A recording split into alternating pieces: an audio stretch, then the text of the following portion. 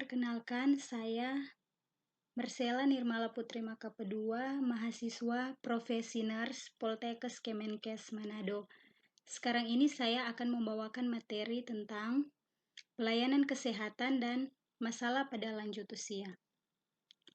Yang pertama, pengertian pelayanan lanjut usia. Pelayanan lanjut usia adalah proses penyuluhan sosial, bimbingan, konseling, bantuan, santunan, dan perawatan yang dilakukan secara terarah, terencana, dan berkelanjutan yang ditujukan untuk meningkatkan kesejahteraan sosial lanjut usia atas dasar pendekatan pekerjaan sosial.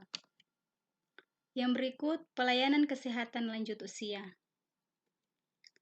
Pelayanan kesehatan lanjut usia ini terdiri dari pertama, pelayanan kesehatan lanjut usia di puskesmas yang terdiri dari pelayanan kesehatan bagi pralanjut usia, kemudian pelayanan kesehatan bagi lanjut usia, kemudian pelayanan kesehatan bagi pasien geriatri. Yang kedua, pelayanan posyandu, paguyuban, perkumpulan lanjut usia. Yang ketiga, perawatan lanjut usia di rumah atau home care. Keempat, pelayanan di panti lanjut usia. Kemudian kita masuk pada masalah kesehatan pada lanjut usia. Masalah kesehatan yang pertama yaitu penyakit yang sering dijumpai pada lanjut usia.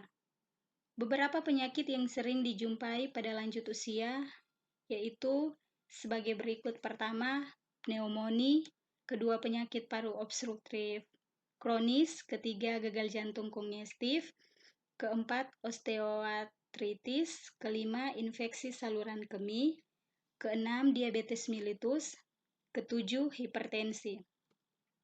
Masalah kedua yaitu sindrom geriatri. Sindrom geriatri adalah kumpulan gejala atau masalah kesehatan yang sering dialami oleh seorang pasien geriatri.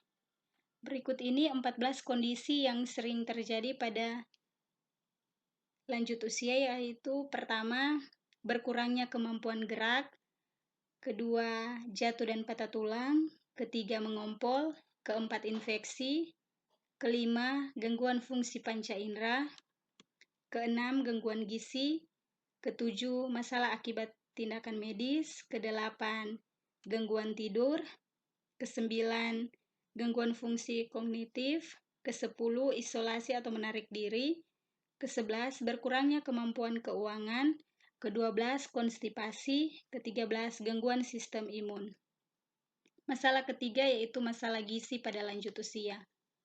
Masalah gizi pada lanjut usia terdiri dari kurang energi kronik, kedua, gizi lebih atau obesitas, dan ketiga, anemia.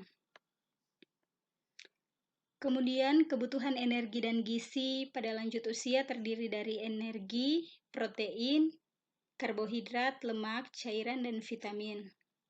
Ketiga, penata laksanaan masalah gizi pada lanjut usia ini terdiri dari 4 tahap, yaitu pertama, penapisan atau screening. Kedua, diagnosis masalah gizi. Ketiga, intervensi gizi.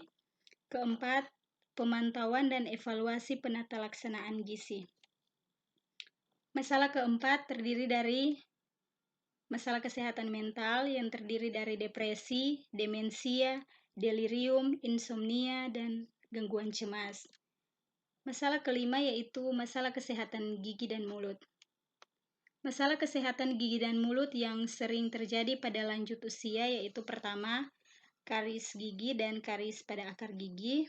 Kedua, kiausam email dan dentin.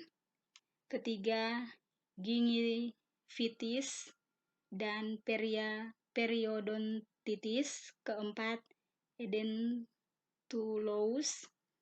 atau gigi hilang. Kelima, xerostomia atau mulut kering. Masalah keenam yaitu masalah kesehatan reproduksi terdiri dari menopause. Menopause disebut juga klimakterik atau perubahan hidup dan merupakan pertanda berakhirnya bagian kehidupan reproduksi pada diri seseorang perempuan. Yang kedua, andropause. Istilah andropause pada laki-laki masih merupakan sesuatu hal yang baru dan belum terbiasa didengar, bahkan sebagian orang meragukan adanya keluhan yang timbul berkaitan dengan penurunan fungsi hormon androgen pada laki-laki berusia di atas 55 tahun. Yang ketiga yaitu kehidupan seksual. Kemampuan hubungan seksual dapat bertahan sampai orang mencapai lanjut usia dengan derajat penurunan berbeda-beda antara satu dengan yang lain. Bila kondisi kesehatan masih baik dan lanjut usia masih hidup berpasangan, maka yang pertama, kehidupan seksual dapat diupayakan sampai masa lanjut usia. Kedua, hubungan seksual secara teratur membantu mempertahankan kemampuan seksual. Dan ketiga, bila kemampuannya berkurang pada lanjut usia, jangan cemas akan hal itu karena merupakan perubahan yang alami. Demikianlah pemaparan materi saya. Terima kasih.